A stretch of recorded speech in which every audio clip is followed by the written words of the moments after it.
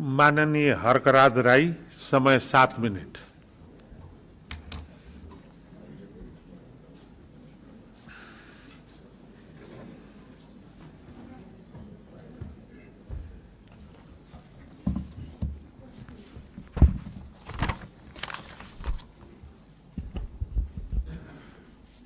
सम्माननीय सभामुख महोदय,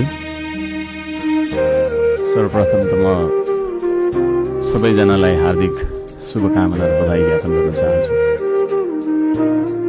आफ्नो मनको विचार राख्नुभन्दा पनि म जनताले हामीलाई के का लागि यहाँ पठाएका छन् भन्ने बारेमा बुँदागत रूपमा जनताका मागहरू वाचन गरेर सुनाउन चाहन्छु।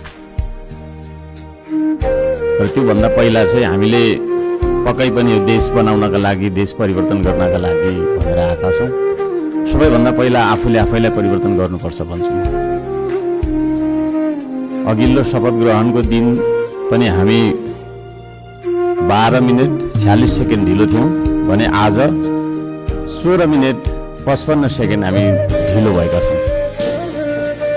जनताले हामीलाई यसरी ढिलो गर भनेर यहाँ पठाएको हो जस्तो मलाई लाग्दैन। त्यसो भएको कारणले प्रत्येक मिनटको महत्त्व यो सदनले बुझोस्, सरकारले बुझोस्, हामी सबैले बुझौँ।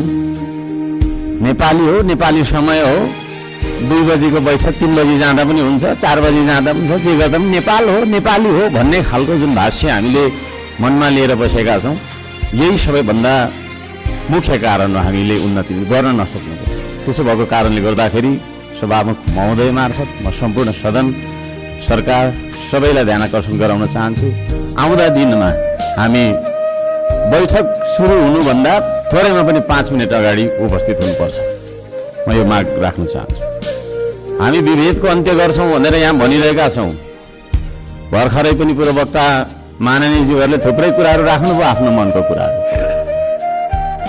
तर यहाँ यही सदनभित्र पनि विभेद भइरहेको छ। सत्ता पक्षले 30 मिनट बोल्दा पनि हुने, 40 मिनट बोल्दा पनि हुने, प्रतिपक्षले अलि सानोले होइन 3 मिनटमा सकिहाल्नुपर्ने, 2 मिनटमा सक्नुपर्ने।